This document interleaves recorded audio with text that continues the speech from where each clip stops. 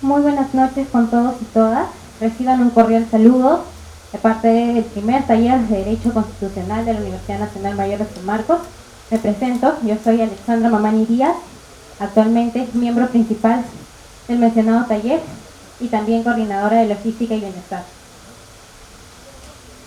Este martes nos encontramos con la dicha de poder presenciar la obra de un sanmarquino como nosotros, Arturo Cristín Sánchez, que nos viene, junto con todos nuestros invitados, a presentar una obra que examina una figura tan importante como la del presidente constitucional, cuál ha sido su evolución en estos 20 años, y tal vez un tema de que nosotros muchas veces damos por sentado, ¿no?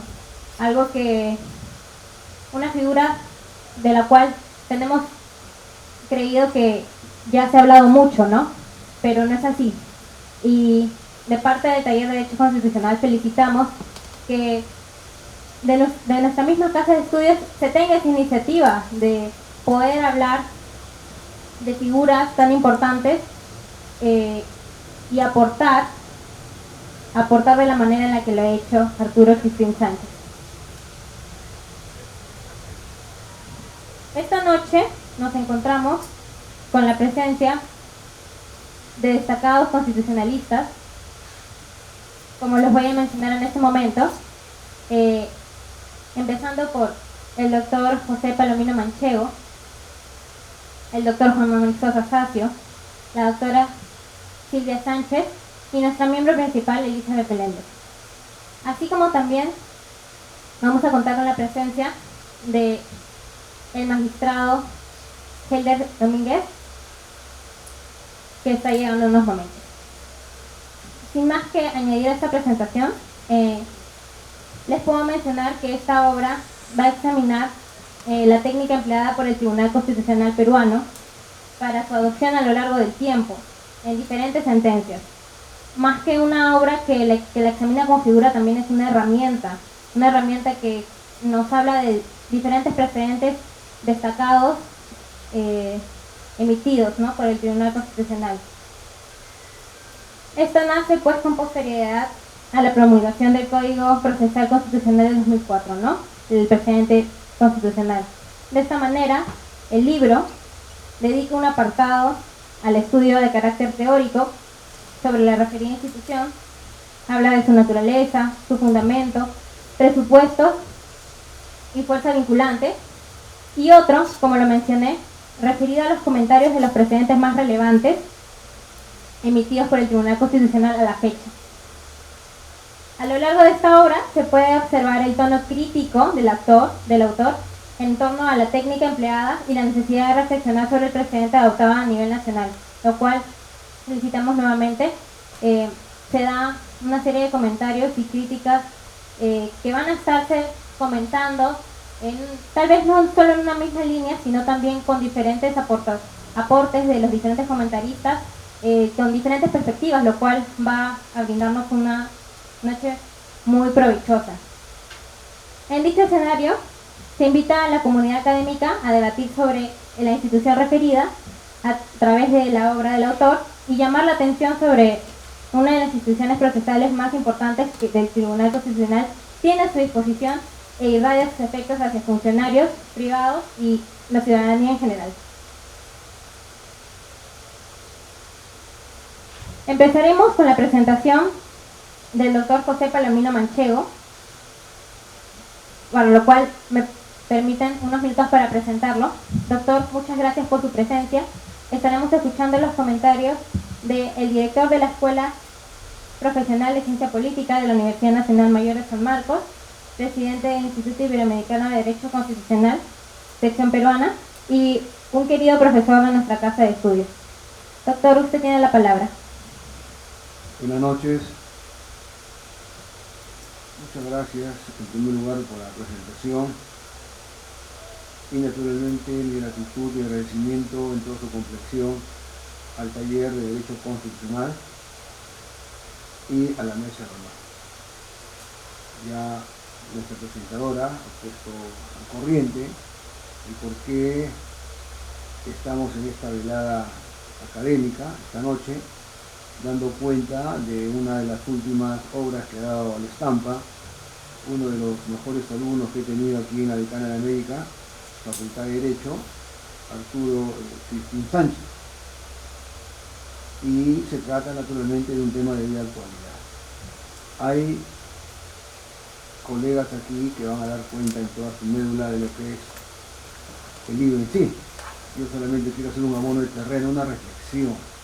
Quiero un poco calentar motores, porque en realidad, no obstante su juventud, Arturo Cristín Sánchez no necesita presentación, es harto conocido su labor que ha desarrollado en Gaceta Jurídica, más en concreto en Gaceta Constitucional, que ha sido uno de los motores que ha empujado hasta el día de hoy la forma como tenemos en el primer tercio del siglo XXI un derecho constitucional jurisdiccional o derecho constitucional jurisdiccionalizado.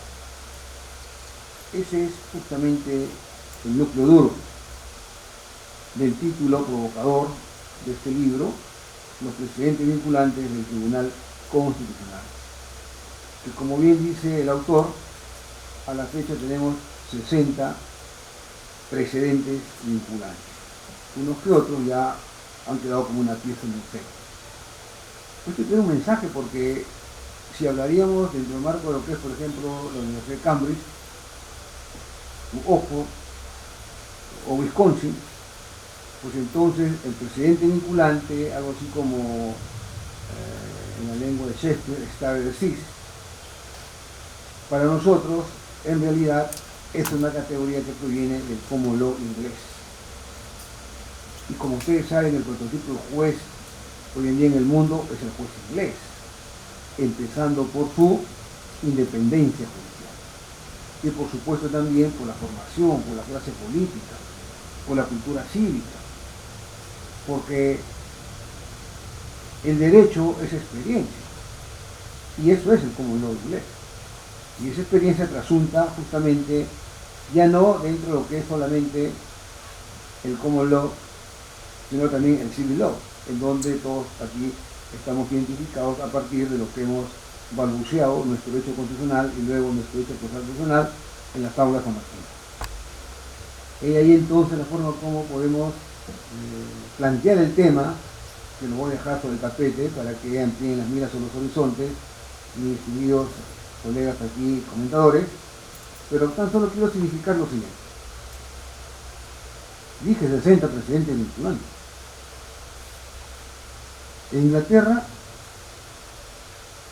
si Sir Edward Coke, el famoso juez inglés, el mejor juez inglés que tiene Inglaterra, si en Estados Unidos el mejor juez, John Marshall, estaría presente aquí escuchándonos con 60 precedentes vinculantes, seguramente se vuelven a morir, ¿no?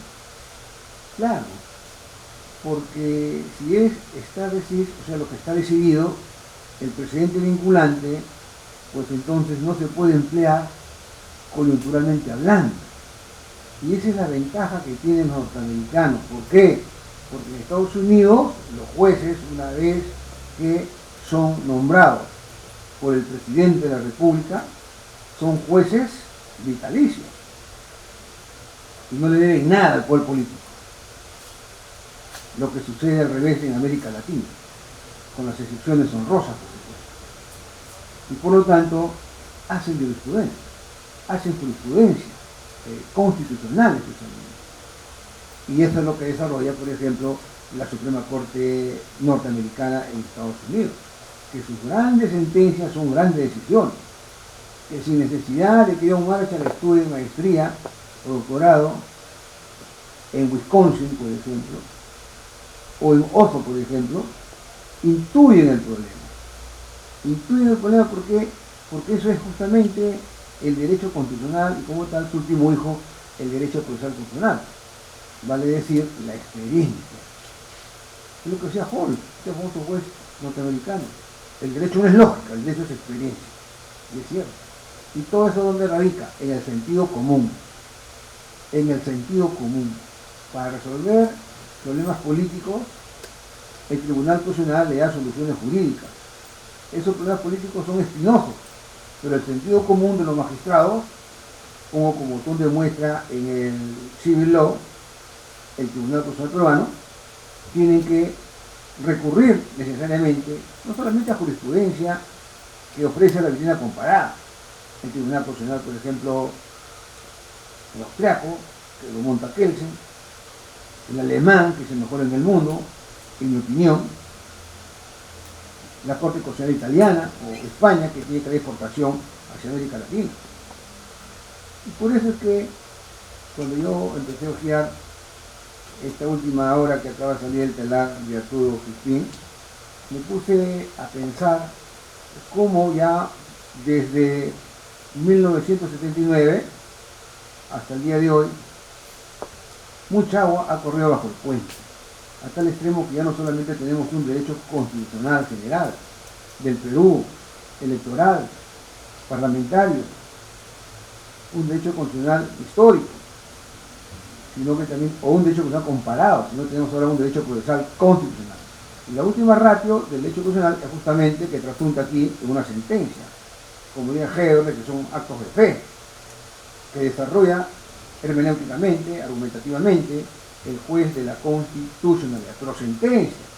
Pero a esa sentencia le abre una pestaña y le dice que esta sentencia es presente y vinculante, que ya había tomado cuerpo desde el anteproyecto de ley 23.506, la famosa ley de amparo de habeas corpus.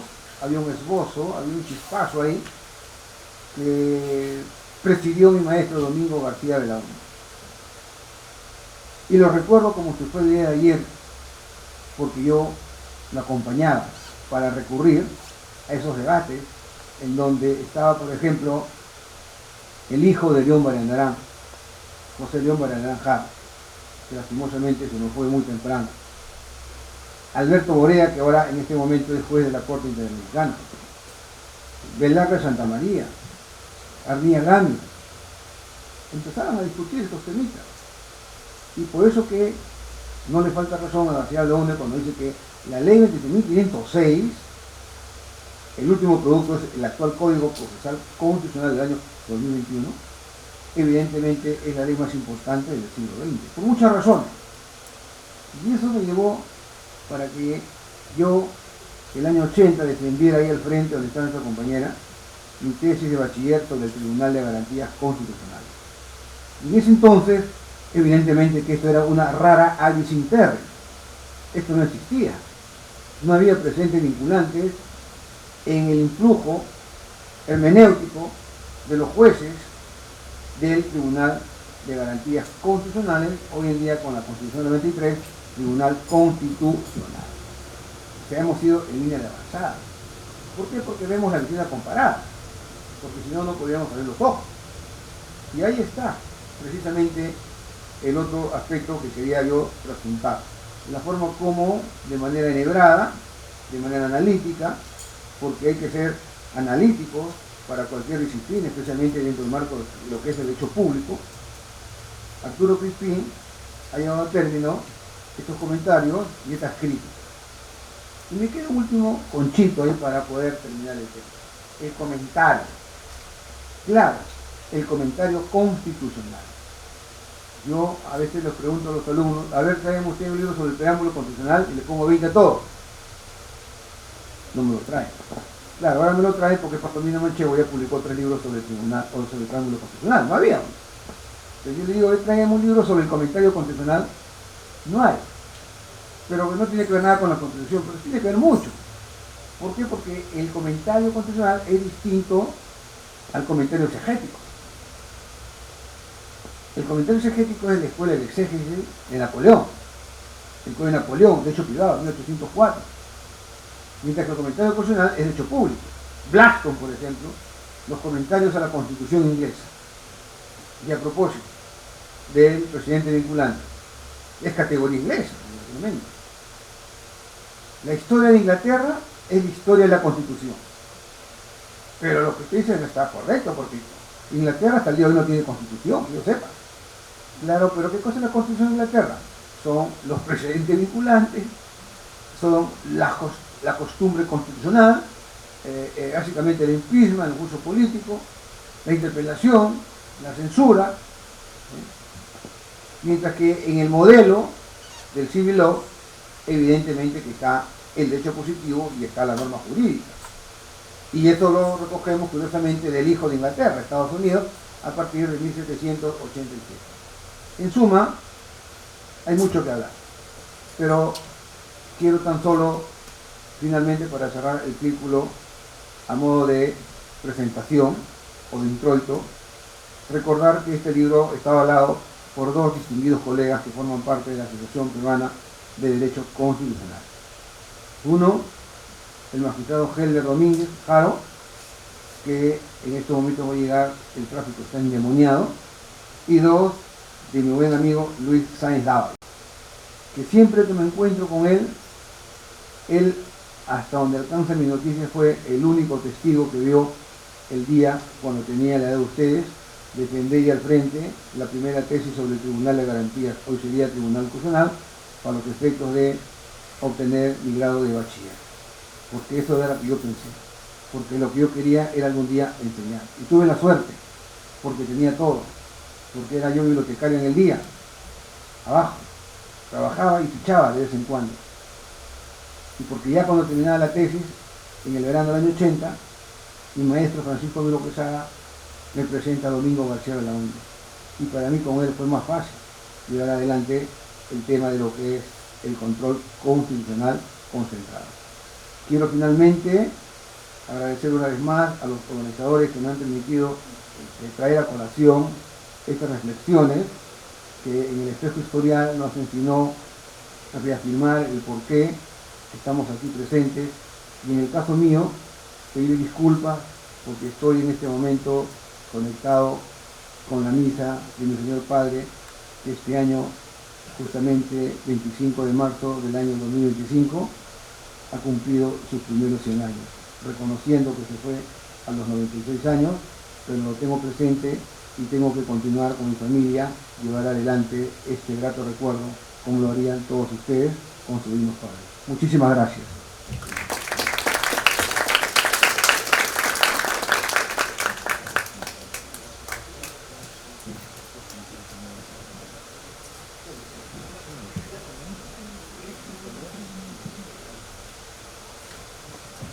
Gracias, doctor José Palomino Manchego.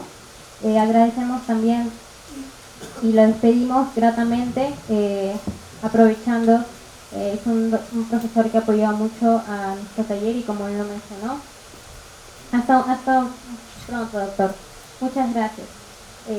Como lo mencionó, el doctor Helder Domínguez acaba de llegar.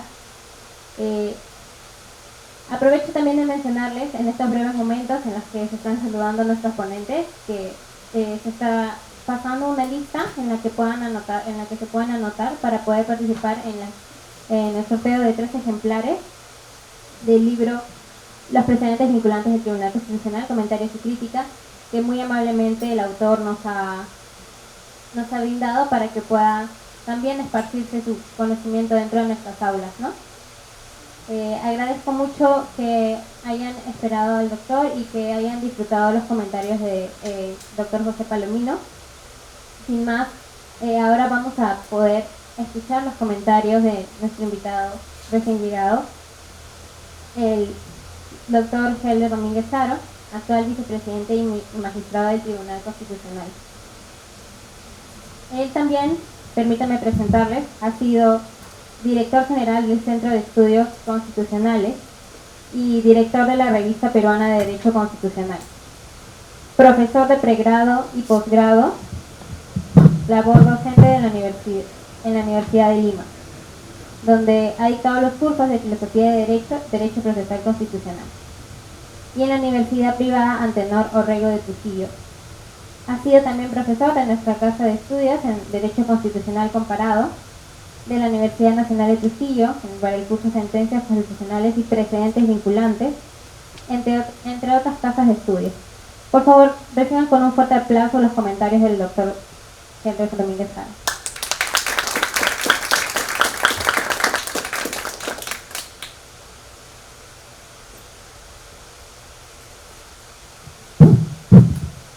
Tengan todos ustedes muy buenas noches. Mi agradecimiento a la Universidad Nacional de Mayor de San Marcos, a los organizadores, por la presentación de esta esperada publicación. Asimismo también a los colegas, abogados que nos acompañan en la presente mesa. Me acompañan el doctor Manuel Sosa, profesor de esta casa de estudios, actualmente director ejecutivo del Centro de Estudios Constitucionales, la doctora Silvia Sánchez, asesora jurisdiccional del Tribunal Constitucional, Elizabeth Meléndez, del Taller de Derecho Constitucional, el conocido taller, y por supuesto nuestro autor Arturo Crispín. Valga nuevamente mi agradecimiento a todos ustedes, con la disculpa del caso, por cuestiones laborales. He llegado tarde, pero era necesario venir porque toda publicación siempre es una celebración, y en la medida de que difundamos la cultura constitucional, los principios y valores superiores, creemos que todo espacio democrático como este siempre nos va a servir a todos nosotros para consolidar nuestros conocimientos. Muy rápidamente he hecho algunas notas relacionadas con la presente obra. Sobre el precedente vinculante ya existe actualmente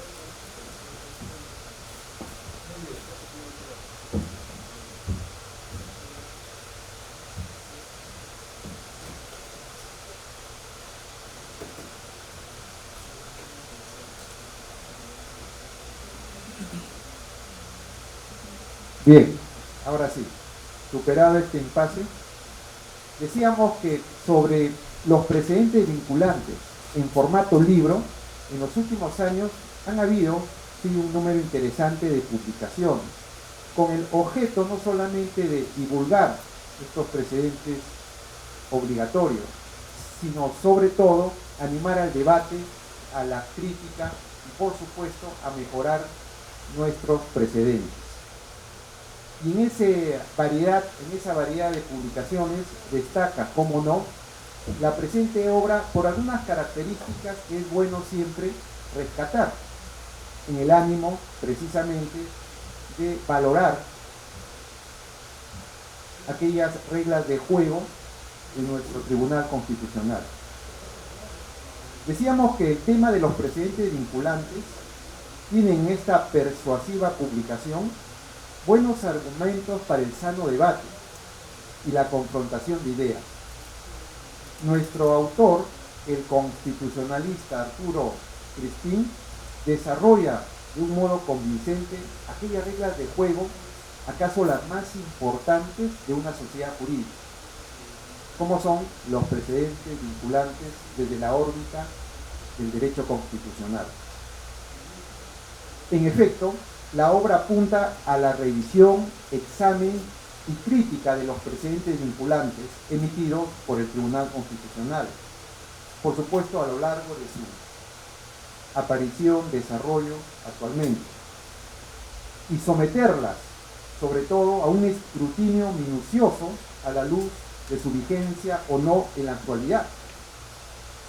Podemos decir que aproximadamente deben haber unos 60 precedentes vinculantes como se desarrolla en esta obra. Sin embargo, hay algunos que probablemente ya no están vigentes, han sido absorbidos o han sido modificados. Un tema también tratado por nuestro autor. Asimismo, en ese desarrollo de los precedentes, también hace un análisis sobre los estándares interamericanos que se encuentran detrás de algunos precedentes. Para dicho fino y valioso propósito, en un primer apartado, el autor se pronuncia sobre el modelo del precedente consagrado a nivel nacional. ¿Cuál es nuestro modelo? Lo desarrolla en su libro. Y por supuesto, la técnica que emplea el Tribunal Constitucional. Luego de ese análisis teórico, en su segunda sección del libro, va a profundizar el análisis concreto de cada pleno. Y para ello va a utilizar un útil esquema para tal propósito. Este esquema en el libro lo podemos dividir de la siguiente manera. Un primer contenido relacionado con un cuadro, resumen, datos significativos de cada precedente. Número 2, los hechos del caso concreto, que evidentemente es un elemento fundamental para la construcción del derecho judicial de casos. Número 3, desarrollo de la decisión del Tribunal Constitucional y las reglas sustantivas y o procesales con carácter de precedente. Número 4, dentro de este esquema, desarrolla un bloque de comentarios o análisis. 5, referencias bibliográficas y jurisprudenciales, para luego concluir y cerrando el libro con oportunas y breves piezas jurisprudenciales relacionados con la sentencia objeto de revisión. Este es más o menos el esbozo de esta obra, y ahí encontramos su utilidad.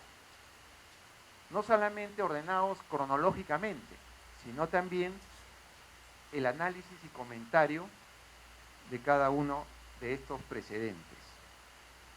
Si bien es cierto, el precedente pertenece a la familia jurídica anglosajona, que es de larga data, y aun cuando en el derecho peruano se afina históricamente en el sistema romano, el precedente constitucional aparece con el artículo 9 de la ley 23.506, la ley de habeas corpus y amparo. Recién ahí empieza a surgir una norma con este carácter obligatorio, ciertamente con sus propios matices, diferentes a lo que hoy entendemos como precedente vinculante. Y es que el precedente vinculante ha ido construyendo poco a poco, tiene su propia historia. Fíjense ustedes que el precedente, en febrero se ha cumplido 20 años del primer precedente publicado del Tribunal Constitucional, relacionado con la prisión preventiva. Esto es la razonabilidad en el plazo, 20 años.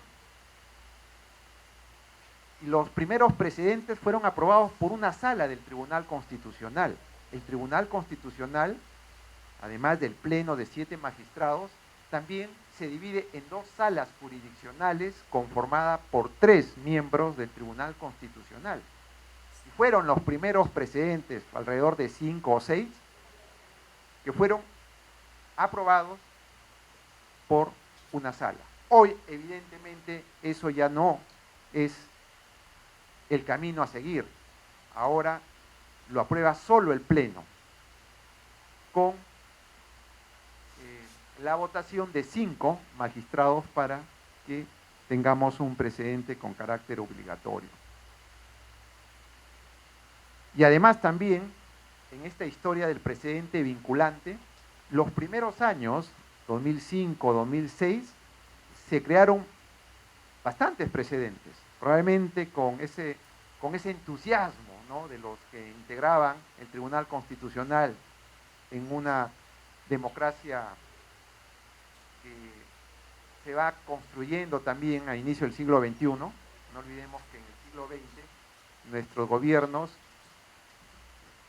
democráticos convivían o eran reemplazados con gobiernos autoritarios a través de un péndulo de cada 10 o 12 años. Y fíjense ustedes que a partir del año 2001 a la fecha, 25 años, que ya no tenemos ese péndulo. Es en ese escenario, en ese contexto, es que los primeros plenos, 2005, 2006, 2007, fueron diversos, probablemente con el ánimo de encaminar las decisiones de los altos tribunales y por supuesto, del Poder Judicial. Luego ya va variando el número de precedentes. Actualmente, el Tribunal Constitucional, con la conformación, hoy en día, ha expedido 6 precedentes. 6 precedentes, sobre todo, básicamente, 4 precedentes relacionados con las pensiones, la renta vitalicia o la pensión por invalidez. Nosotros somos de la idea, y aquí también habría que analizar la presente obra, que los precedentes vinculantes no debe ser la regla, debe ser la excepción. Así como también en cuanto a su amplitud o su radio de acción, somos de la idea que el precedente, en la medida que sea más general, nos permite tener un mayor campo de acción al momento de interpretar y aplicar la norma. Pero es una cuestión que habría que analizar, ciertamente. Es importante los precedentes vinculantes por una sencilla razón. Porque los precedentes vinculantes nos permiten proporcionar certeza, número 1, 2, igualdad, y 3, seguridad jurídica. Y con ello buscamos la coherencia del sistema jurídico. También cabe rescatar aquí que los precedentes vinculantes en nuestro derecho patrio es también producto del constitucionalismo, lo que algunos denominan, pleno siglo XXI, constitucionalismo jurisprudencial. Esto es, la coexistencia, la convivencia de la ley como fuente formal, escrita, y la jurisprudencia como una verdadera fuente.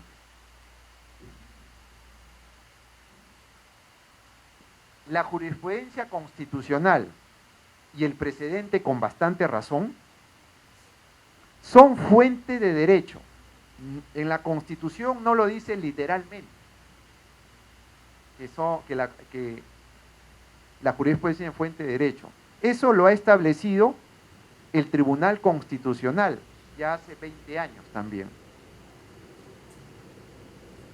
Porque se señala que esta calidad de fuente de derecho deriva directamente de la función inherente al órgano jurisdiccional que es el Tribunal Constitucional.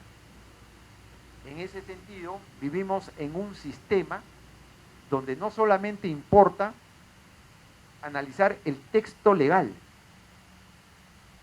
sino también, hoy en día, la jurisprudencia como fuente de derecho.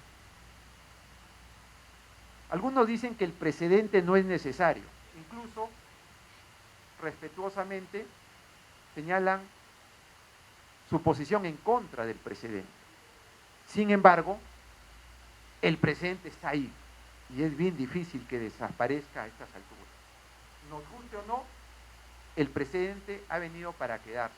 En consecuencia, lo que hay que hacer en todo caso es criticar y mejorar los precedentes. Esa es la idea que se debe tener en una perspectiva de sentimiento constitucional. La obra entonces rescata el valor de la jurisprudencia y sobre todo el valor del precedente y el rol que tiene el Tribunal Constitucional para aplicar el precedente y sobre todo el Poder Judicial. Y decimos el rol del Tribunal Constitucional porque fíjense ustedes que el Tribunal Constitucional no solamente es un órgano de control, controla derechos, controla los poderes, controla el orden económico, sino también el Tribunal Constitucional debe ser una institución de autocontrol. ¿Qué significa eso? Que el Tribunal Constitucional no debe ser un superpoder, sino debe reconocer sus propias limitaciones, sus propios límites en su actuación jurisdiccional. Esa es la idea de un Tribunal Constitucional que actúe con mesura, que actúe con prudencia. Y finalmente, tenemos algunas preguntas necesarias que fluyen de las páginas de esta obra. El precedente, si bien es cierto, vincula a todos los poderes del Estado, nuestro modelo de precedentes tiene su origen, según el Código Procesal Constitucional, en dos órganos jurisdiccionales: el Tribunal Constitucional y el Poder Judicial o la Corte Suprema.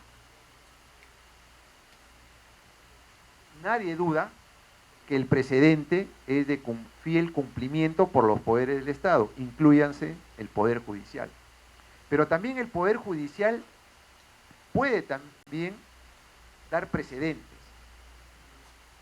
¿El Tribunal Constitucional debería cumplir esos precedentes? Habría que analizar esa figura. En principio diríamos que el Tribunal Constitucional, funcionalmente hablando, al ser el órgano de cierre, no necesariamente debería cumplir estos precedentes, o en todo caso, corregir aquello que deba hacerse. Pero aquí también viene otra pregunta: si el precedente vinculante vincula a los miembros del Tribunal Constitucional. De estos 60 precedentes, alrededor de 6 o 7 jueces del tribunal no están conformes con el precedente y lo manifiestan, lo exteriorizan a través de su voto singular. 60 precedentes y 6 o 7 votos singulares. La pregunta es, ¿ese precedente vincula también, no obstante de ser un voto minoritario, vincula también a ese magistrado del Tribunal Constitucional? Nosotros creemos, como primer borrador, que debería vincular a los magistrados. Podemos estar en desacuerdo, pero ya hay un precedente que tiene una mayoría cualificada. Entonces, vivimos en un Estado democrático, vivimos en un Estado constitucional que se permite el diálogo, que se permite la discrepancia, pero también se cumplan las normas legales, se cumple el precedente vinculante, el borrador. ¿Sí? Entonces también eso, por ejemplo, habría que analizar. Hemos visto en situaciones reales que algunos magistrados en anteriores conformación, incluso si no me equivoco en la actual también, que no obstante existir el precedente vinculante, en tales casos siguen haciendo votos singulares. Sometemos esto al debate, ¿no? Porque es importante, porque si no, el precedente debe aplicarse por todos nosotros, que es diferente al control difuso, por supuesto, que es diferente al Poder Judicial. Todos los jueces, según el artículo 7 del título preliminar del Código Procesal Constitucional, hay una idea genérica que se señala que los jueces, al momento de resolver, los jueces del Poder Judicial, al momento de resolver, deben tomar en cuenta la jurisprudencia, las decisiones del Tribunal Constitucional. De por sí, las resoluciones tienen que ser de fiel cumplimiento. Pero nos encontramos probablemente con estas situaciones que nos permite reflexionar sobre el valor y la utilidad del precedente vinculante. En consecuencia, la obra reúne estas características de tratar de abordar aquellos problemas derivados de los precedentes, abordar aquellas virtudes que también derivan de estos precedentes de observancia obligatoria. Y sobre todo también hay un cotejo con la jurisprudencia supranacional, que siempre es importante acudir al derecho comparado entre tribunales constitucionales y también entre tribunales supranacionales. En consecuencia, En consecuencia, consideramos que esta obra cumple con sus objetivos y deberíamos leer, analizar y poder llegar a ciertas conclusiones. Y en cuanto a nuestro autor, Arturo, lo conocemos hace ya varios años desde el mundo académico y representa a esa nueva generación de constitucionalistas o de abogados constitucionalistas, estudiosos de la ciencia constitucional, de no solamente profundizar en determinados temas, sino también y sobre todo también la divulgación, que es importante hoy en épocas donde existe la verdad, donde existe la posverdad.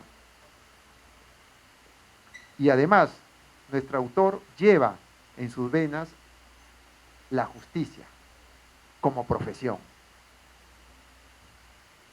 Y en consecuencia, el trabajo es desde allá un logrado esfuerzo de exploración y diálogo jurisprudencial. Gracias.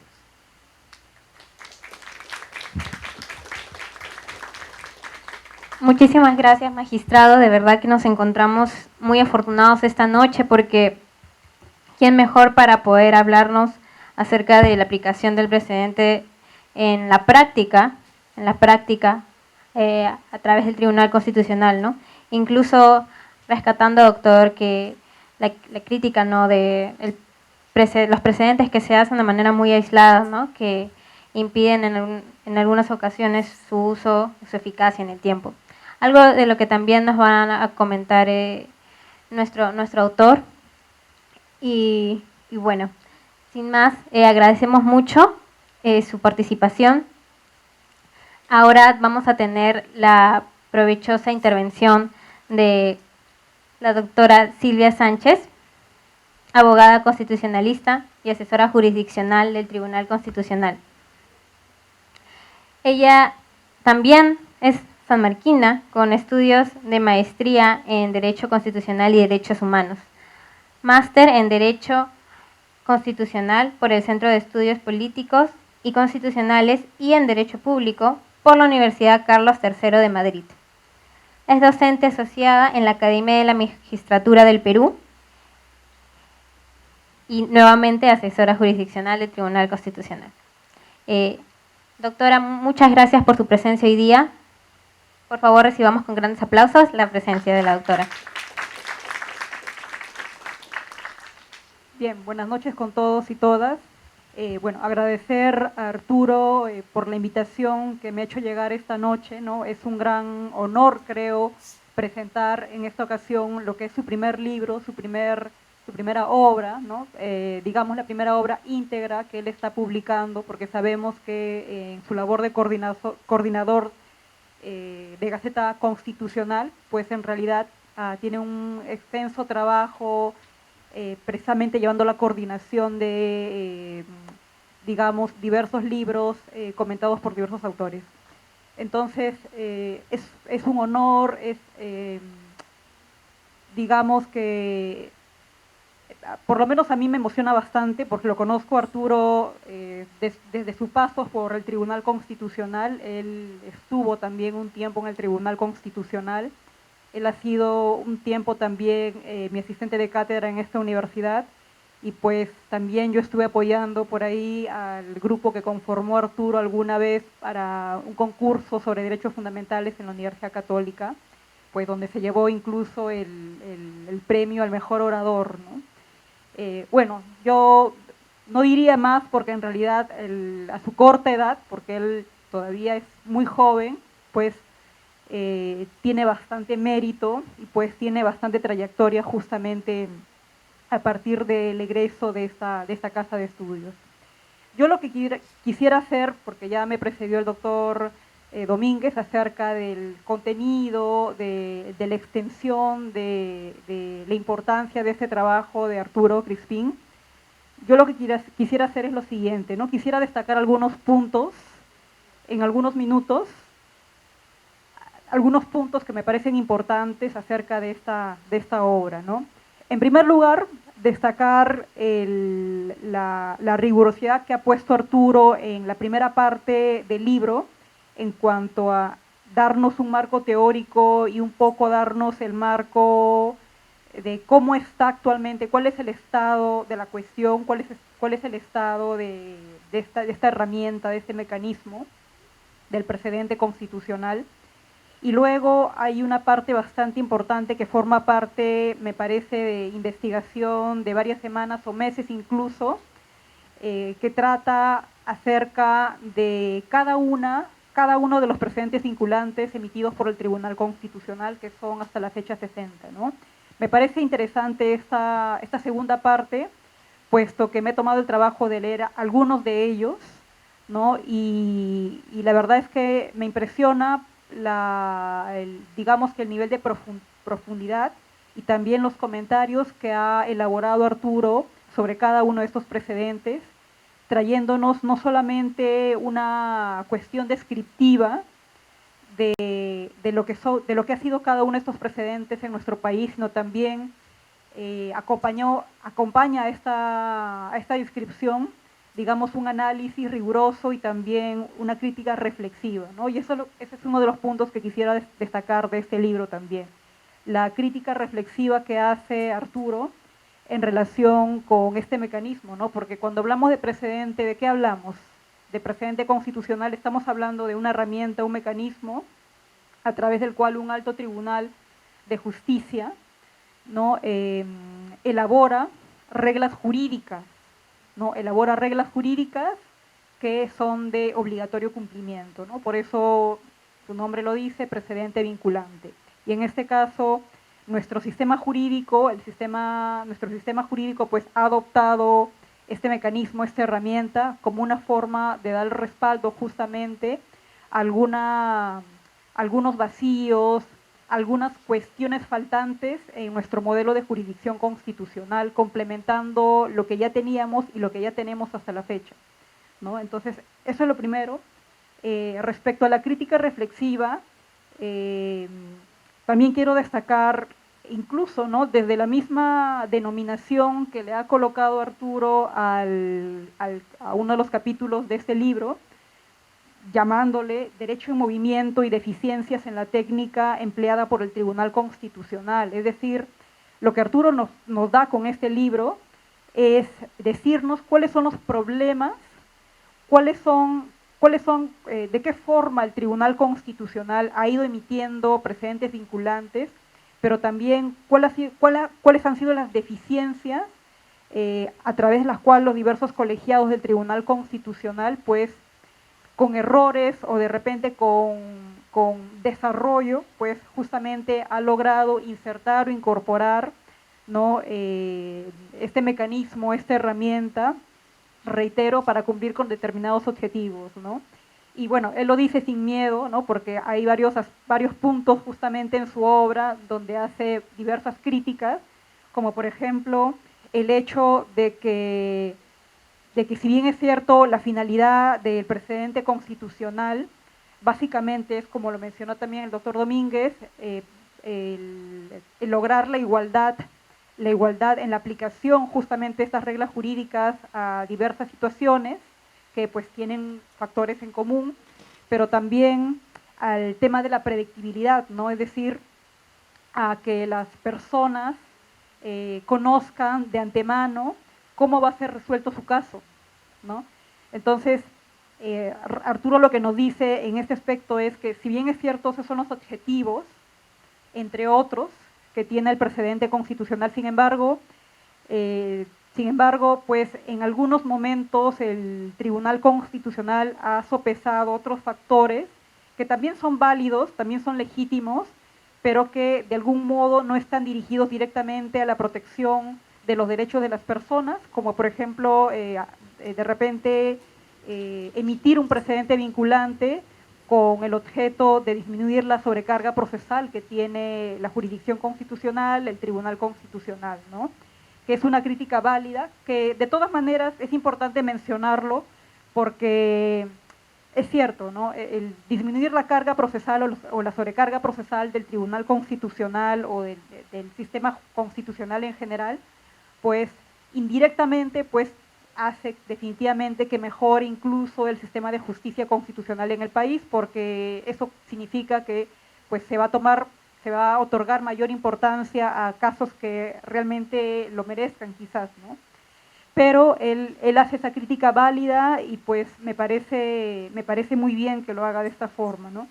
Otro de los puntos, por ejemplo, que menciona Arturo en este libro y que me parece importante que lo haga también es acerca de este conflicto que puede haber entre lo que es la ley y el precedente constitucional. Y este punto me parece un punto bastante importante destacarlo, porque todavía seguimos, de lo que he escuchado hasta ahora y de lo que he logrado leer también en cuanto al tema de precedente constitucional, todavía no existe un punto contundente o alguna reflexión contundente respecto a en qué, claro, el precedente constitucional está dentro del sistema de fuentes de nuestro derecho, dentro de nuestro ordenamiento jurídico. Sin embargo, y también sabemos que es obligatorio, que es vinculante, pero digamos que en qué nivel lo ubicamos, ¿no? Es decir, en qué rango, en qué jerarquía, en qué nivel lo ubicamos, como para afirmar contundentemente si el precedente constitucional pues, puede lograr apartar una norma de carácter legal o viceversa, ¿no? Y él hace la crítica justamente en ese sentido, y pues ya lo habíamos visto en los últimos años cuando se emite justamente este nuevo Código Procesal Constitucional del año 2021, ¿no? En algunos casos, ¿no? Él pone como ejemplo dos de ellos, que son justamente dos de los más discutidos, de repente por la academia, el caso Vázquez Romero, por ejemplo, el presidente Vázquez Romero que en la práctica pues fue dejado sin efecto justamente por esta disposición, por este artículo del nuevo Código Procesal Constitucional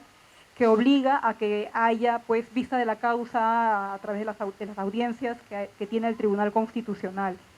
Y el otro caso que menciona es el caso el presidente Villanueva Valverde, un precedente que estableció cuáles son las causales de procedencia o en qué situaciones debe proceder una demanda de cumplimiento, ¿no? ¿Qué requisitos debe tener el mandato, un mandato dispuesto en una ley, en una resolución administrativa, para que proceda una demanda de cumplimiento? Pues en la práctica también fue dejada sin efecto por el nuevo Código Procesal Constitucional y con estas nuevas reglas acerca de la interpretación para casos de el cumplimiento de normas legales y de resoluciones administrativas. Entonces, me parece importante este aspecto, reitero, para discutir incluso a profundidad acerca de cuál es el carácter o cuál es el nivel, la jerarquía que tienen los precedentes constitucionales en nuestro país, ¿no? Cabe preguntarnos, o sea, aquí parecería que estuviéramos nuevamente en esta pugna interminable acerca de quién tiene la última palabra respecto a la interpretación no solamente de la Constitución, sino quién tiene la última palabra en realidad en todos los aspectos, ¿no? Si lo tiene el Parlamento o lo tiene un alto tribunal, que es el órgano de cierre en materia constitucional, como es el Tribunal Constitucional, por ejemplo, ¿no? Esta pugna pues, que se va a diversos ámbitos y que pues todavía tiene para muchísimos años más, pero que en el caso particular, en el caso de nuestro sistema jurídico peruano, Arturo lo destaca justamente, ¿no? Resalta esta situación que se generó y que pues nos trajo el nuevo Código Procesal Constitucional para seguir discutiendo sobre el tema, ¿no? Porque me parece que incluso podría dar para un libro más, digamos, el discutir acerca de este conflicto que existe entre las leyes y los precedentes constitucionales. Luego también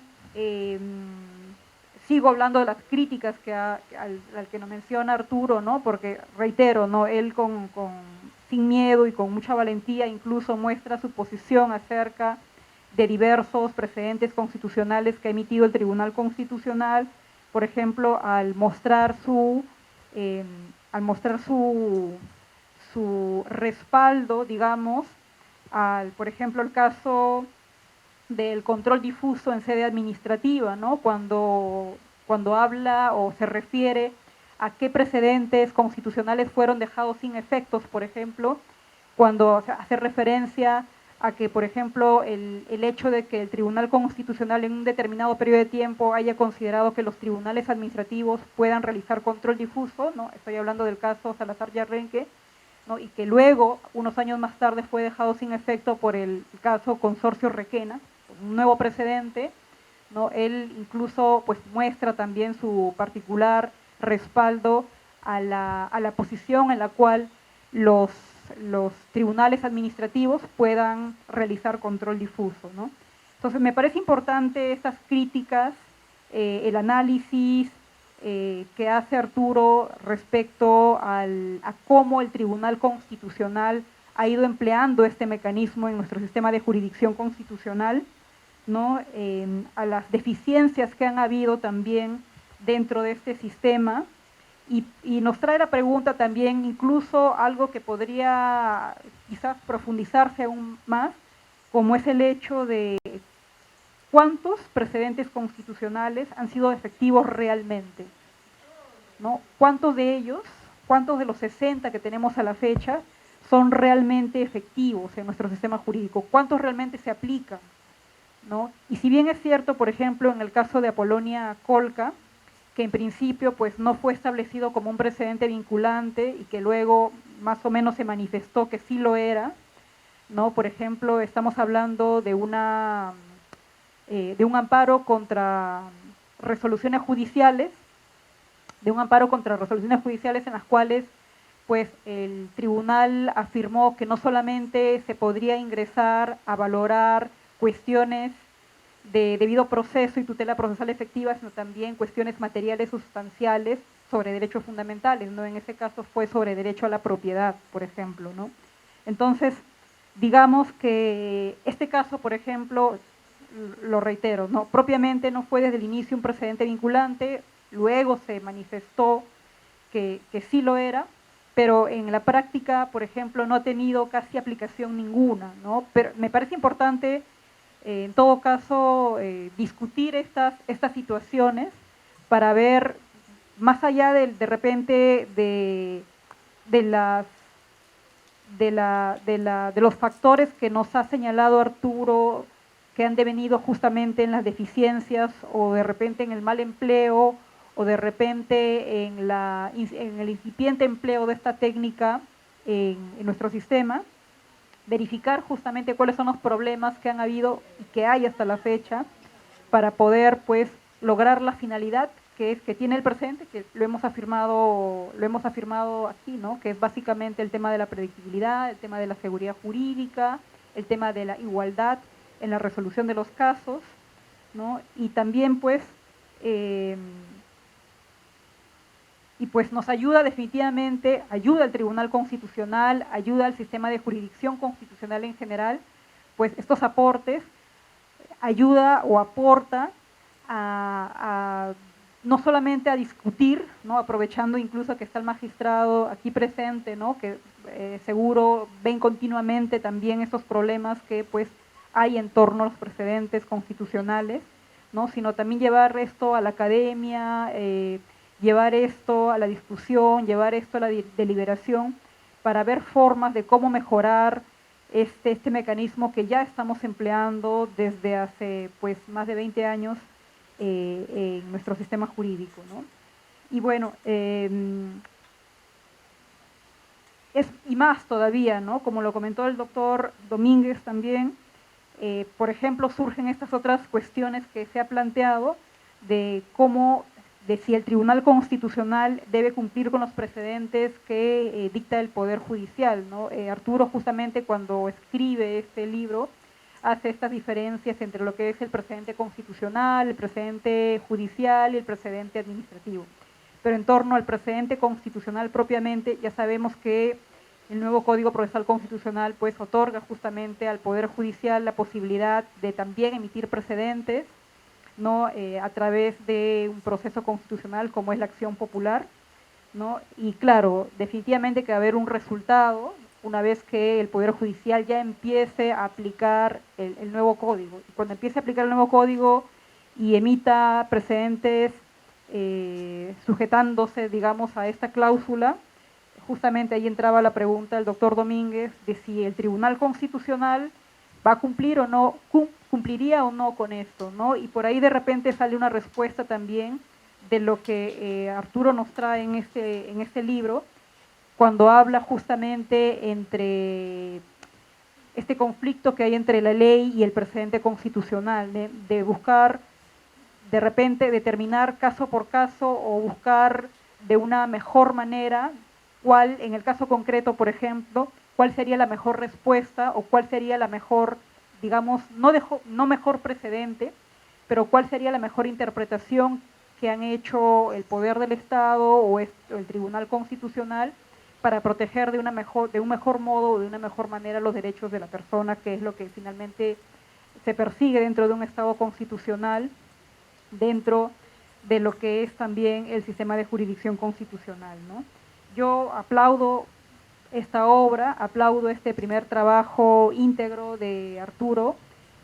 Yo sé que es una joven promesa, ¿no? Él es muy joven todavía y, como les he comentado, pues tiene una larga trayectoria en torno a todo el trabajo que ha venido realizando en Gaceta Jurídica. Él tiene también un paso en el Tribunal Constitucional, en el Poder Judicial, y pues académicamente pues también incluso viene discutiendo distintos temas, lo hemos hecho en algunas ocasiones, ¿no?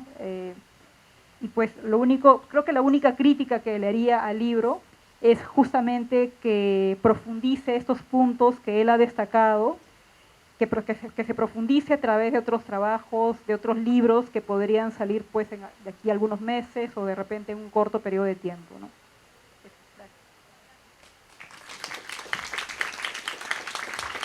Muchísimas gracias, doctora. También aprovechamos desde nuestro espacio siempre su apoyo, ¿no? Siempre es importante, como usted mismo lo menciona, la discusión en la academia, en este tipo de espacios, sobre todo si va a ser para temas tan importantes como la crítica, ¿no?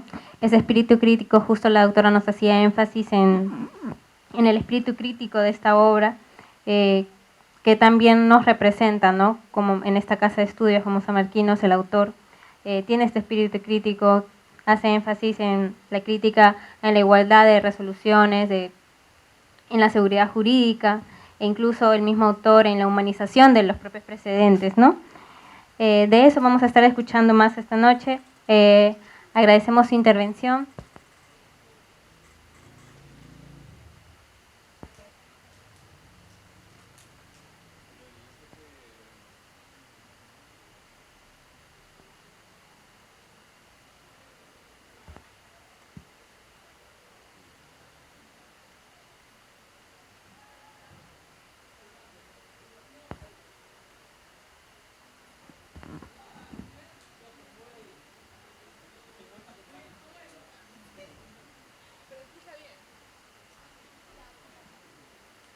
Muchas gracias, doctor. Y bueno, sin más, para poder seguir con la presentación, justamente ahora tenemos la honorable participación de nuestro querido profesor, el doctor Juan Manuel Sosa Sacio. Él es abogado también por la Universidad Nacional Mayor de San Marcos, con estudios de maestría y doctorado en Derecho Constitucional por la Pontificia Universidad Católica del Perú, máster en Argumentación Jurídica por la Universidad de Alicante, España, y en Estado de Derecho Global y Democracia Constitucional de la Universidad de Génova, Italia. Profesor de nuestra Casa de Estudios y de la Pontificia Universidad Católica del Perú. Actualmente director ejecutivo del Centro de Estudios Constitucionales del Tribunal Constitucional, como bien lo mencionó el magistrado, y además, pero por eso no menos, de hecho, nuestro docente asesor del taller de Derecho Constitucional. Querido doctor, usted tiene la palabra.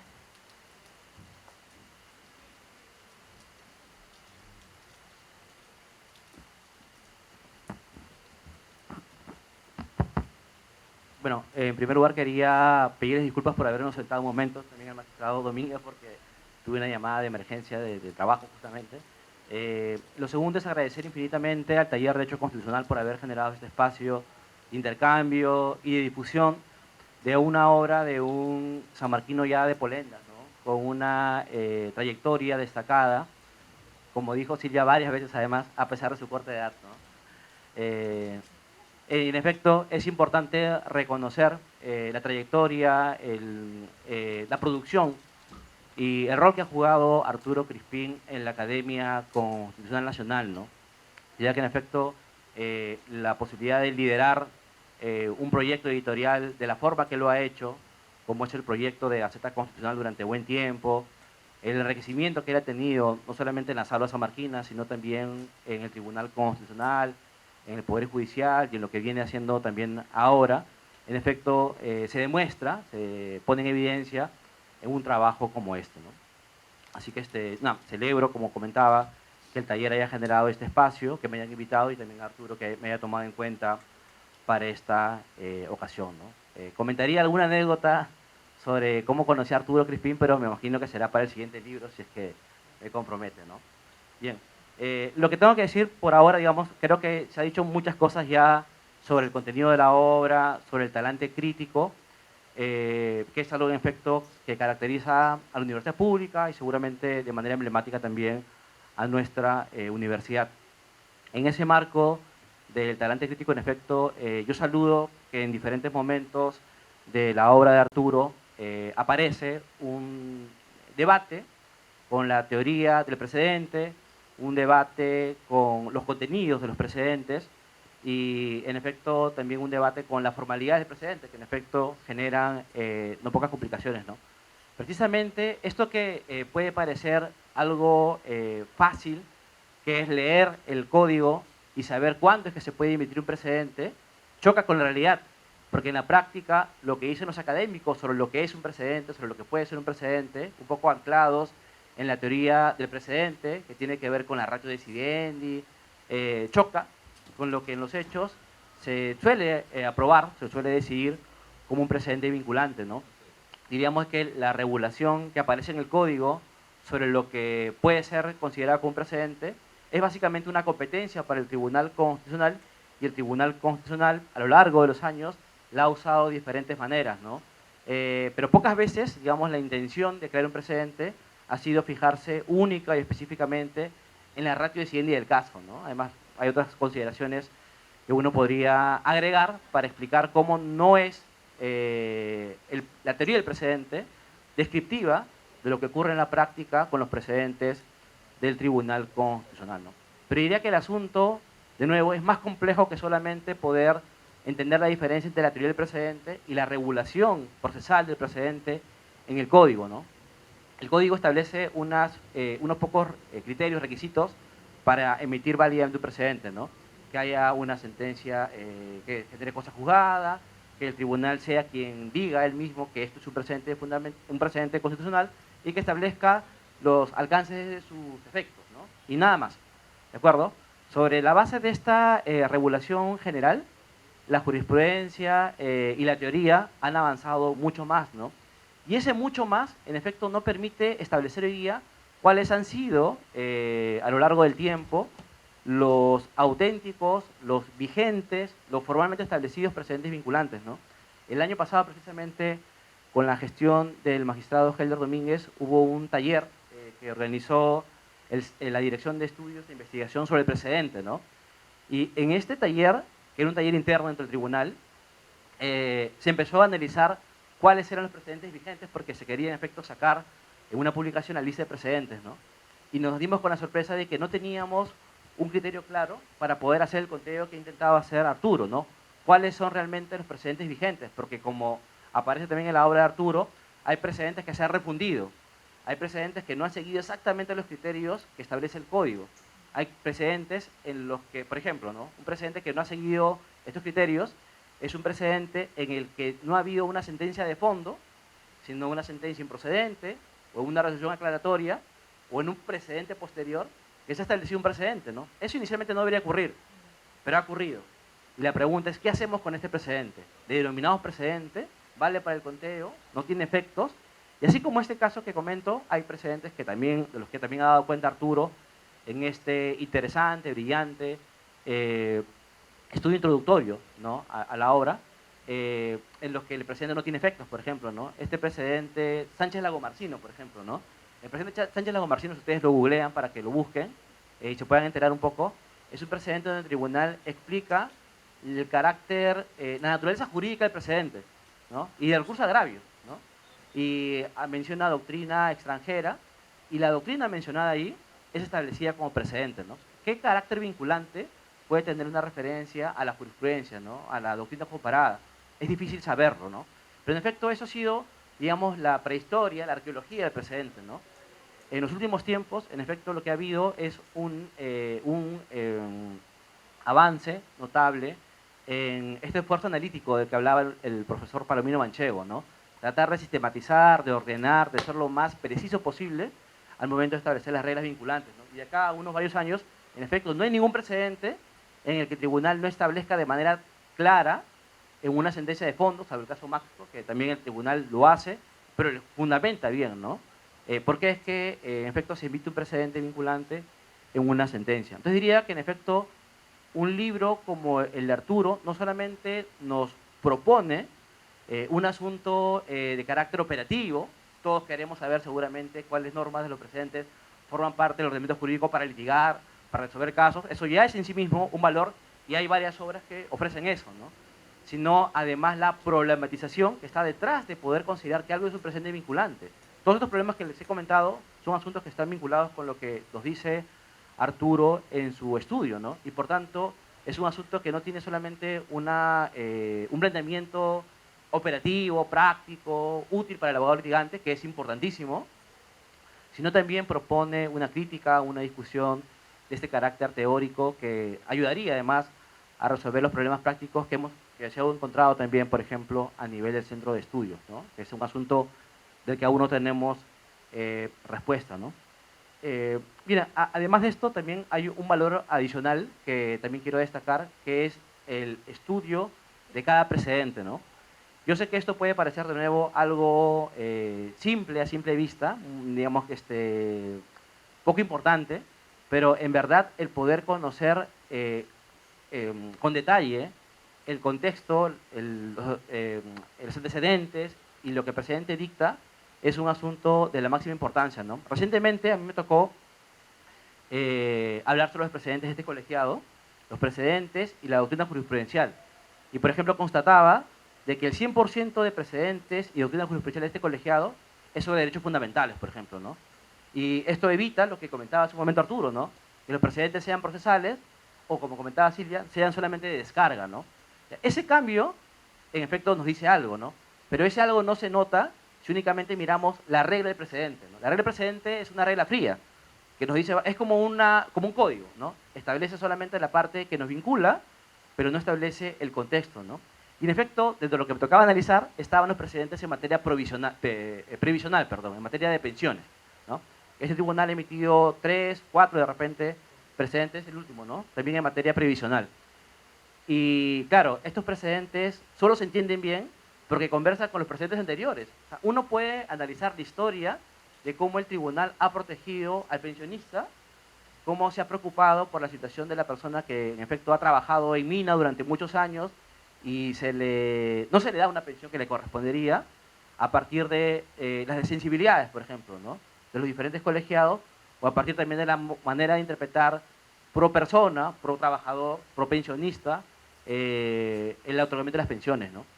Y en efecto, eso solamente se puede hacer mirando la historia, haciendo minería de los precedentes para poder conocer esto a profundidad, ¿no? Que es algo que casi nunca hacemos, porque el trabajo, como yo lo hice en su momento, no tenía el libro todavía de Arturo, fue revisar cada precedente y encontrar la regla de cada caso, que es un asunto complejo, denso y por momentos cansado, ¿no? En efecto, y esto es una gran ventaja también, ¿no?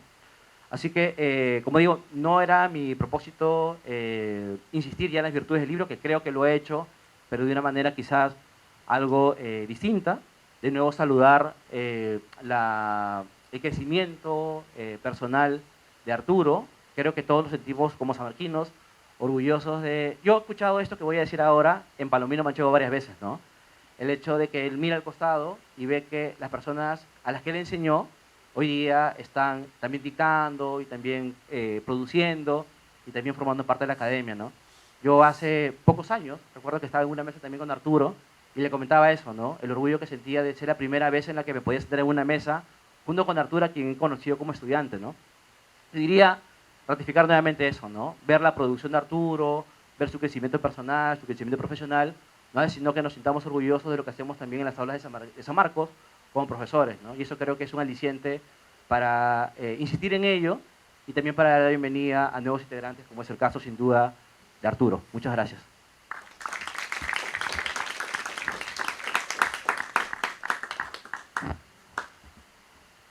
Hola, sí. Muchísimas gracias, estimado doctor Sosa. Ahora, para finalizar, tenemos la intervención de, justamente como menciona el doctor, más espacios académicos y más oportunidades para la productividad de samarquinos, ¿no? Y asimismo, nuestro taller también, y agradecemos la oportunidad de recibir los comentarios desde nuestro espacio a Arturo Crispín Sánchez por parte de nuestra miembro, Elizabeth Meléndez, estudiante del 4º año de la carrera de Derecho aquí, en nuestra casa de estudios. Agradecemos bastante que reciba los comentarios de nuestra estimada miembro. Y bueno, sin más, te doy el pase a Elizabeth. Aplausos para ella, por favor.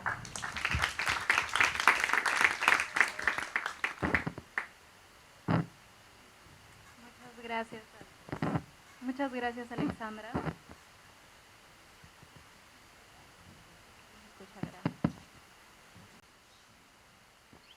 Ya.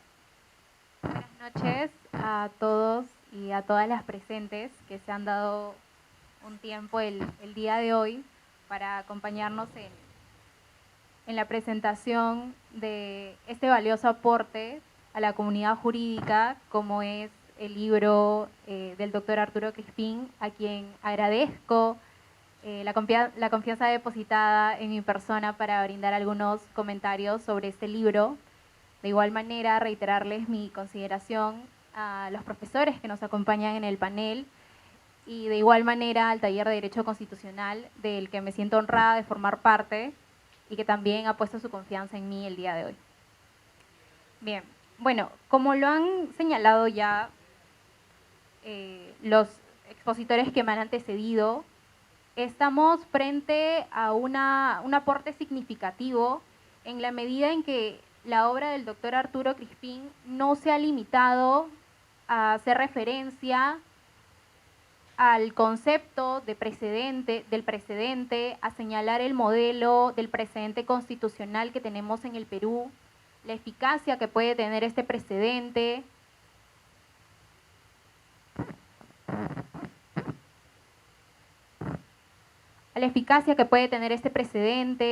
a los desafíos a los que todavía se enfrenta, como señala en la obra, frente al legislador, frente a la administración pública o incluso frente a los otros órganos jurisdiccionales, sino que además esencialmente hace énfasis en un análisis de cada uno de los precedentes dictados por el Tribunal Constitucional después de la dación del Código Procesal Constitucional del 2004.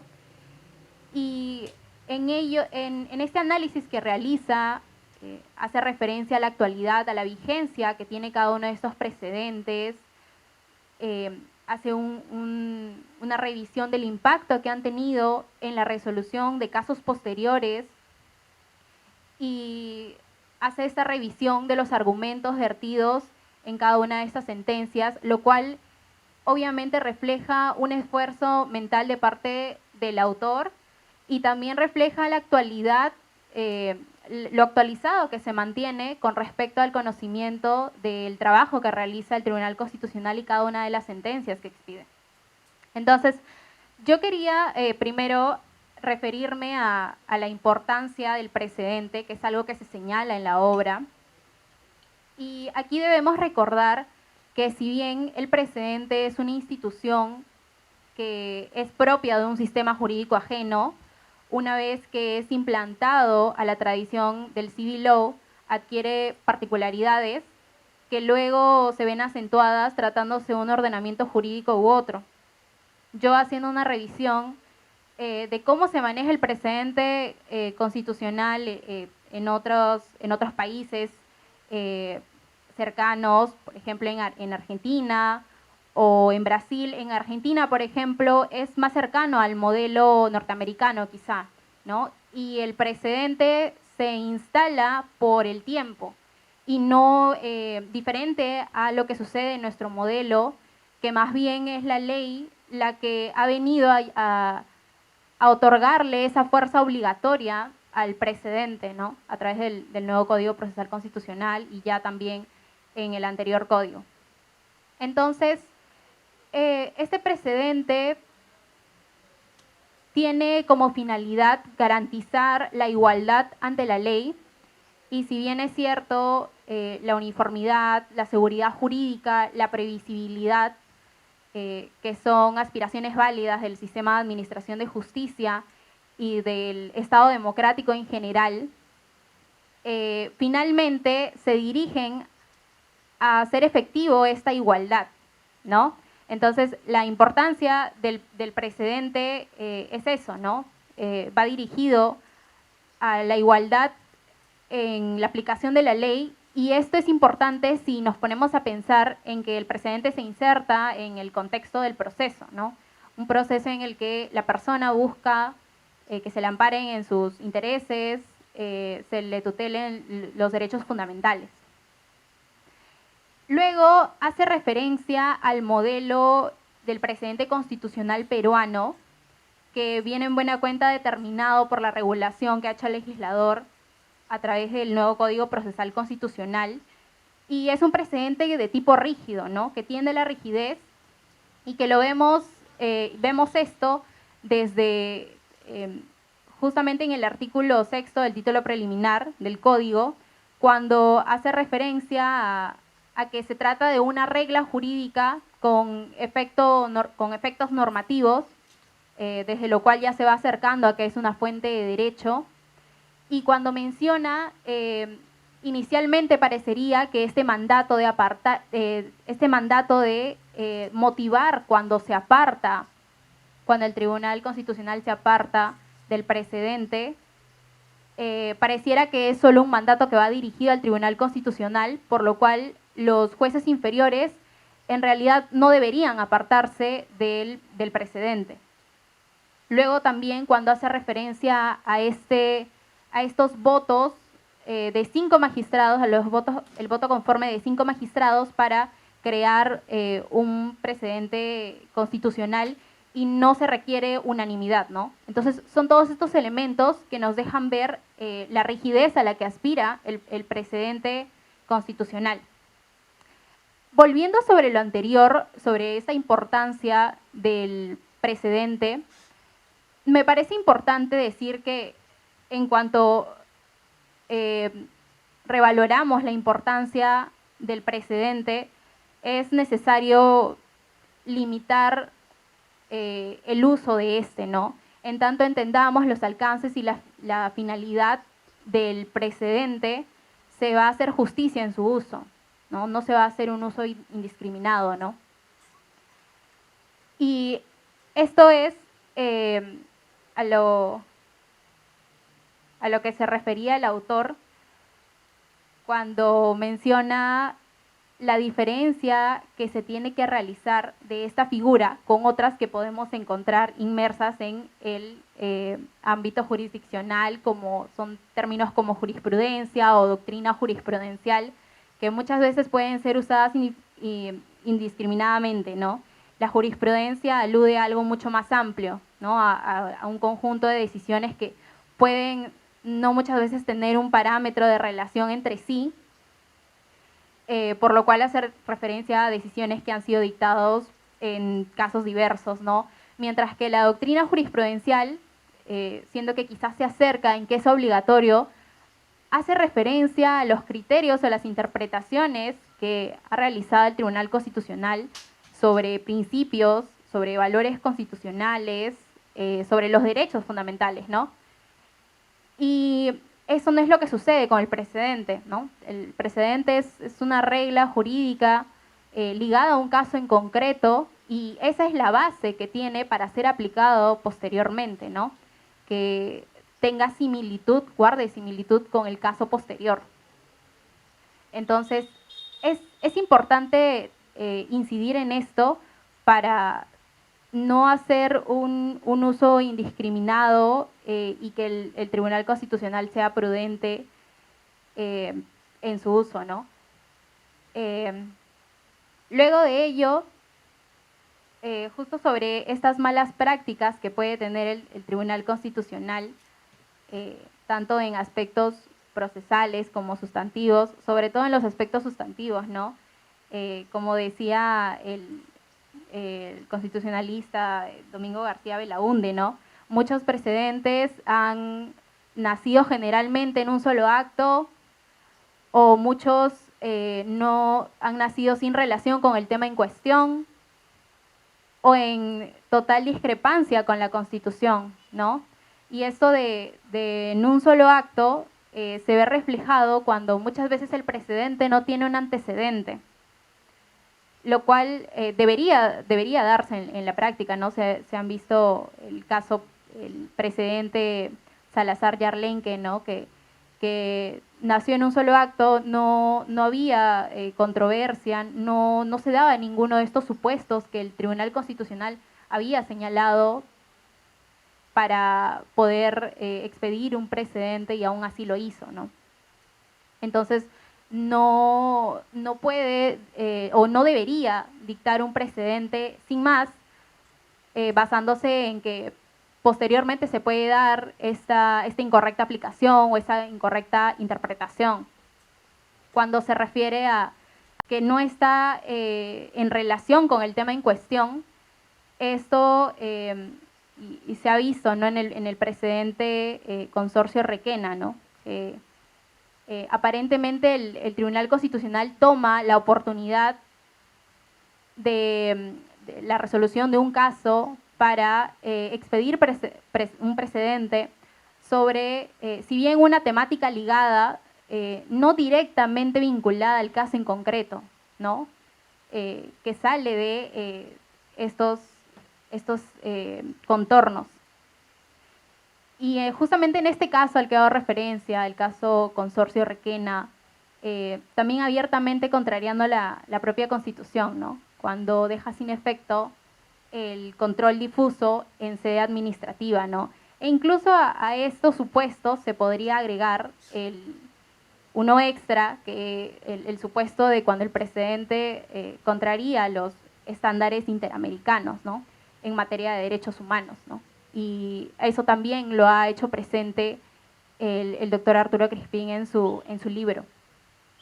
Luego, esta importancia de garantizar la igualdad a la que se hacía referencia no debe negar de ninguna manera el hecho de que el precedente debe estar presto también a cambiar junto con la adaptación que tiene la sociedad, ¿no? El derecho se debe adaptar a nuevas realidades y si bien el autor dice que el precedente tiene espíritu de permanencia, tiene que estar abierto a este cambio social, él está acorde con esta visión.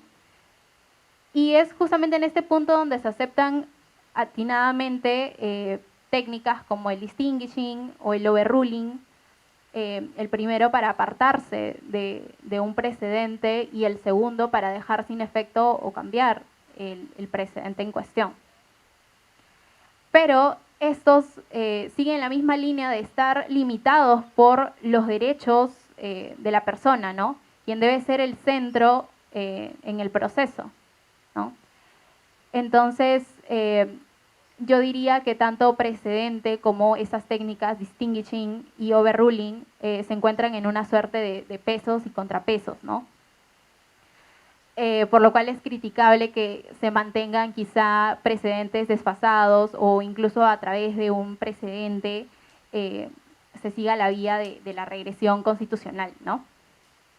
Bueno, un último punto que me gustaría abarcar es el punto de el precedente frente al legislador, ¿no? Y es algo que ya mencionaron también los anteriores expositores, y es un punto muy fuerte dentro de la obra del doctor Arturo Crispín, por cuanto él hace referencia a que debe recordarse este papel que le ha otorgado la Constitución al Tribunal Constitucional, ¿no? Se trata del máximo órgano de control de la constitucionalidad.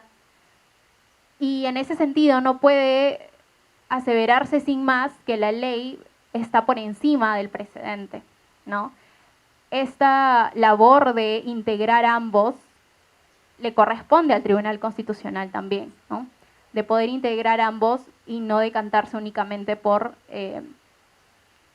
afirmar que el precedente está por encima o que la ley está por encima, ¿no?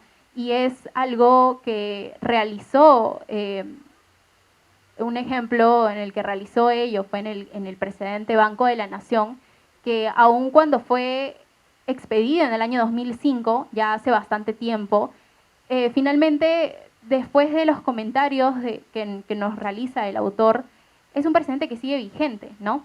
Y es justamente porque, a pesar de que este caso se resolvió con la ley 2356, la ley de habeas corpus y amparo, a pesar de ello, esta disposición de esta ley que se creyó que había sido derogada por el Código Procesal Constitucional del 2004, cuando indicaba que los conflictos entre entidades públicas, entidades de derecho público, debían resolverse por otras vías procedimentales y no por la vía del amparo, ¿no?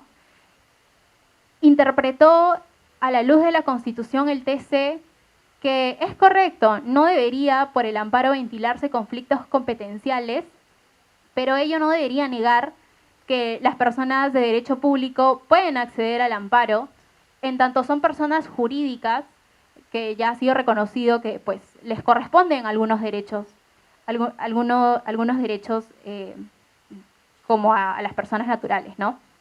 Entonces, integró tanto precedente como ley y es un precedente que a pesar de los años sigue vigente por esa labor que realiza el Tribunal Constitucional, ¿no?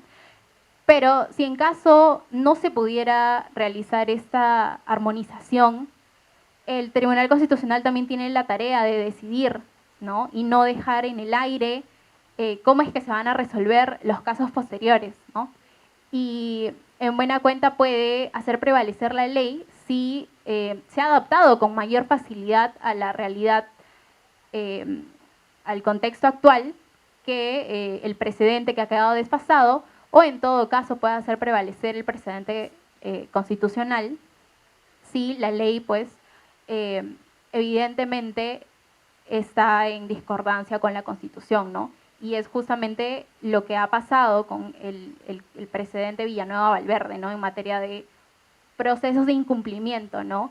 El tribunal, cuando expidió este precedente, señaló las características que tenía que tener el mandato contenido en la norma legal, en el acto administrativo, materia del proceso de cumplimiento, y lo señaló de buena manera como un mandato que tenía que ser claro, tenía que estar vigente, no tenía que tener controversia, por cuanto se trata de un proceso constitucional y en ese sentido no hay instancia probatoria, ¿no? Este parámetro señalado por el Tribunal Constitucional no fue tenido en cuenta cuando el legislador expidió el nuevo Código Procesal Constitucional, ¿no? Haciendo referencia a que el mandato no tenía que ser claro, no tenía que estar sujeto a controversias sencillas, sino que podía ser un mandato genérico, un mandato poco claro, e incluso señaló los criterios de interpretación que tenía que emplear el juez constitucional, ¿no? Lo cual contraría la naturaleza de este proceso constitucional y que pues más bien esas características del mandato deberían haber sido revisadas en una vía, en otra vía como es la vía del contencioso administrativo, ¿no? Entonces, es necesario que el Tribunal Constitucional tome partido, ¿no? Tome una decisión y no esté ambigüedades. A modo de conclusión, me parece que esta obra hace referencia a varias aristas del precedente constitucional. En realidad es muy completo y yo considero que es de necesaria revisión, especialmente por los abogados litigantes, ¿no? quienes de alguna manera están llevando los casos de sus clientes y pues pueden saber si realmente sus intereses van a ser amparados, ¿no? Y de alguna manera ayudar a esta administración de justicia conociendo de antemano, informándose sobre estos precedentes de alcance más amplio que los precedentes judiciales o los precedentes administrativos. Muchas gracias.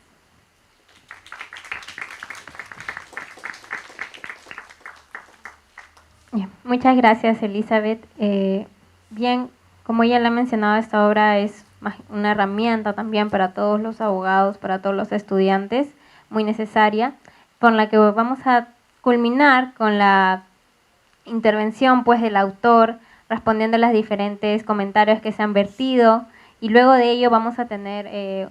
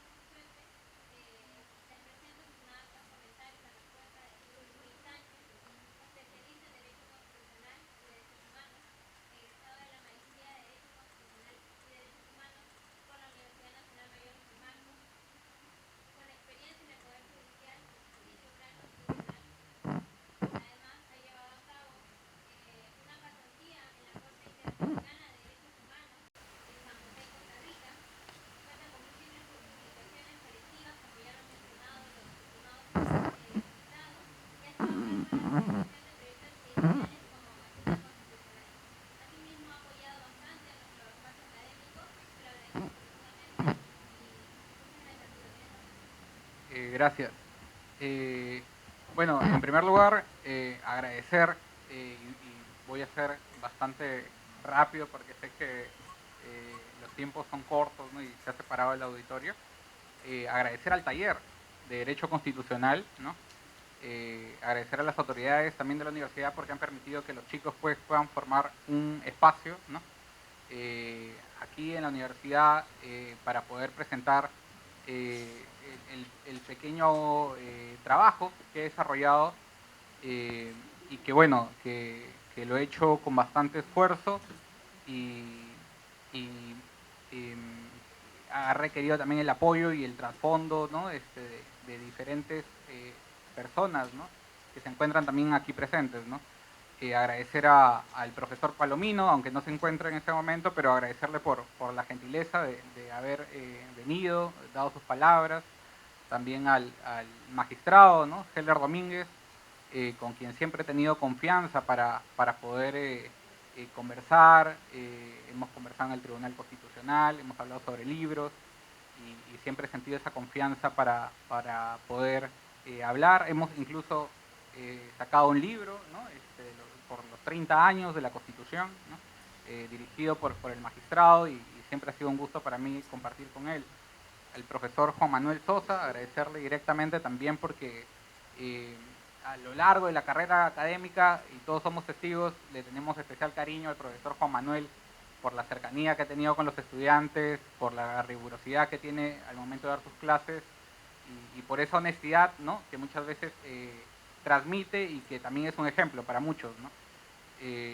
A Silvia, Silvia, bueno, se ha tenido que retirar, pero Silvia yo fui su asistente, su ayudante de cátedra, pasé un concurso aquí en la universidad, ¿no?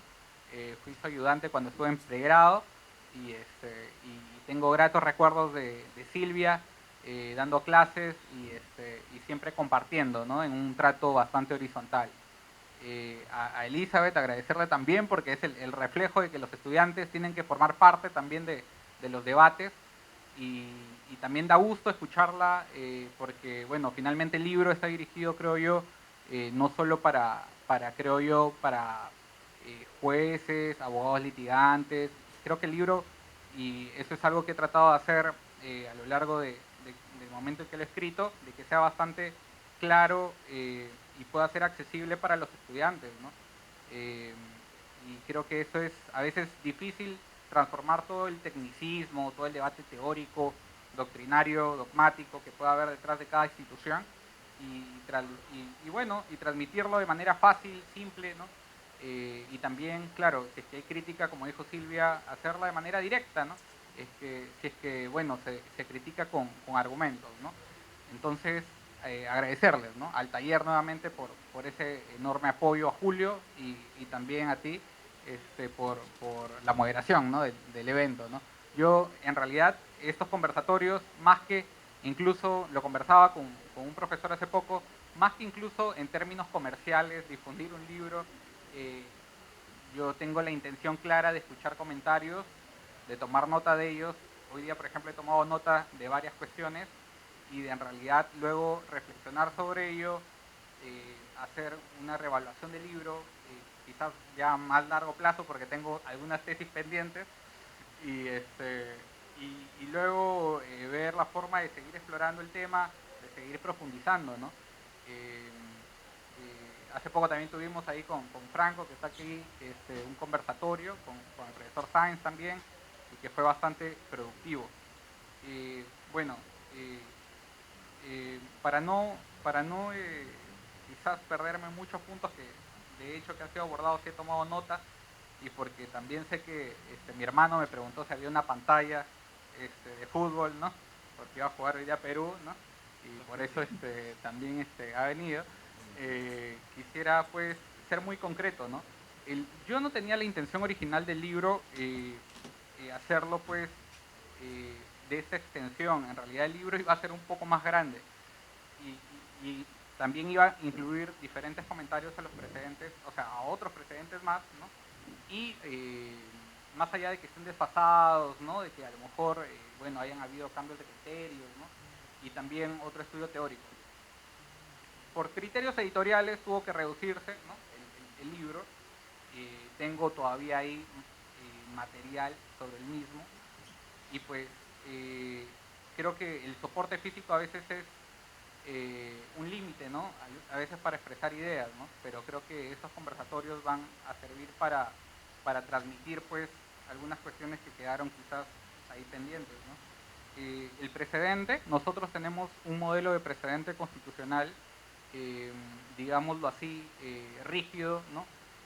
Más concebido de manera vertical, ¿no? Percibido más desde mi punto de vista de una manera jerárquica, ¿no? Es decir, el Tribunal Constitucional, claro, como órgano supremo intérprete, ¿no? de la Constitución, es aquel que finalmente interpreta las disposiciones y establece una serie de criterios de obligatorio cumplimiento para jueces de inferior jerarquía y para otras entidades, ¿no? Sin embargo, por ejemplo, cuando lo vemos en perspectiva comparada, existe pues diferentes ubicaciones y posiciones del precedente en el marco del sistema de fuentes, ¿no? Si vamos a los países de la tradición del common law, por ejemplo, podemos ver cómo en países como Inglaterra o Estados Unidos existe un diferente manejo del precedente y bueno, es claro, evidentemente ese ámbito, el originario, ¿no? En Inglaterra se da mayor espacio para poder el precedente modificarlo, pero con mucho marco de diferencia hacia el legislador, es decir, antes que el juez, ¿no? El juez se encuentra más obligado, pero el legislador se encuentra en mejor posición para modificar el criterio establecido, ¿no? en el precedente. Y en cambio en Estados Unidos hay todo un tema de predominio de razones sustanciales sobre razones autoritativas. El precedente es más flexible, digámoslo así, atiende más a los cambios que hay en la sociedad y precisamente a eso llama también la atención el libro, ¿no? Es decir, que el precedente deba ser también de cierto modo dinámico, ¿no? No rígido, no permanecer estático respecto a determinado momento del tiempo, sino que también ir evolucionando, ¿no? y atendiendo a las múltiples situaciones de la sociedad. Entonces, mi punto de partida del libro es ese, ¿no? O sea, partir desde la crítica hacia el precedente, desde la perspectiva comparada, que nuestro modelo de precedente constitucional es muy particular, pero también ver qué replanteamiento se puede ofrecer, ¿no? Y desde mi punto de vista, el replanteamiento, claro, va muy atado respecto al tema de la humanización que a veces requiere el precedente.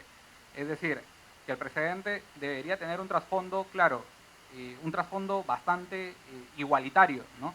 Es decir, el precedente utilizado para poder resolver de manera igual las causas del ciudadano de a pie que llega al Tribunal Constitucional, ¿no? Y claro, muchas veces vemos reglas de primera mano o a primera vista que son estrictamente formales o más de carácter procesal, o a veces se piensa mucho en la maquinaria judicial, cuando en realidad el trasfondo del precedente debería estar también en el ciudadano, ¿no? Tarujo, por ejemplo, tiene un trabajo bastante conocido, que es si realmente en los países del civil law existe precedente o no. Y él decía, en los países de esta tradición jurídica muchas veces no lo hay porque hay una prevalencia de la búsqueda procesal, de la mejora procesal, cuando en realidad el trasfondo debería ser pues la igualdad en la aplicación del derecho, ¿no? Entonces, esa es una idea, creo yo, que alrededor del libro trato de enfatizar, ¿no? De que el centro del precedente debe ser la persona, ¿no? Y no deberíamos de perder ese norte. Y bueno, en los comentarios específicos que se hace a cada precedente, también he tratado de hacer un poco de lo que comentaba el profesor Juan Manuel, ¿no? Un poco de arqueología, ¿no? Es decir, de buscar en cada precedente cuáles han sido los antecedentes, o cómo se originó, o incluso hay precedentes que han sido precisados por autos de aclaración.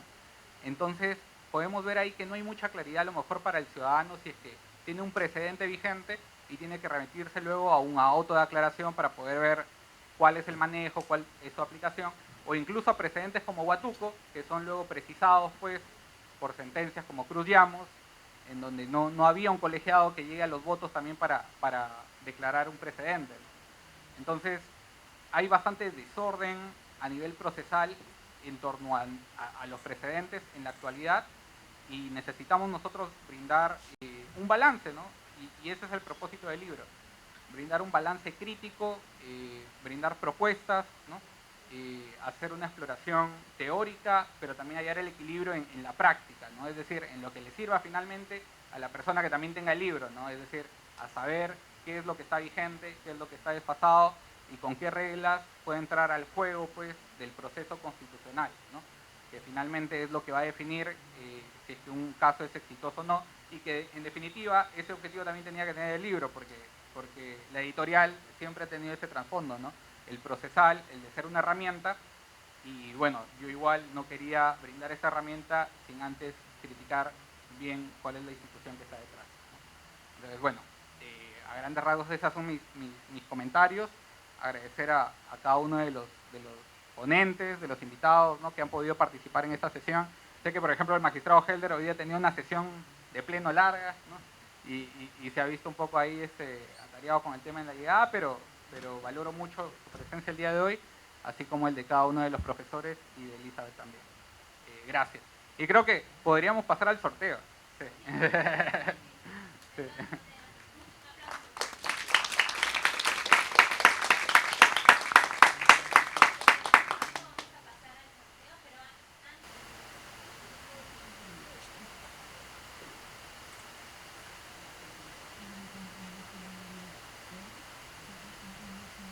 Se va a hacer un brochure, un álbum. No se muevan.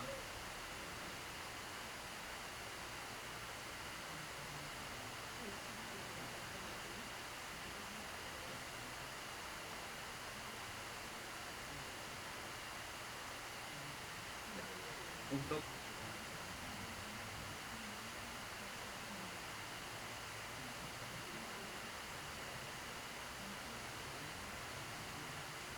Gracias.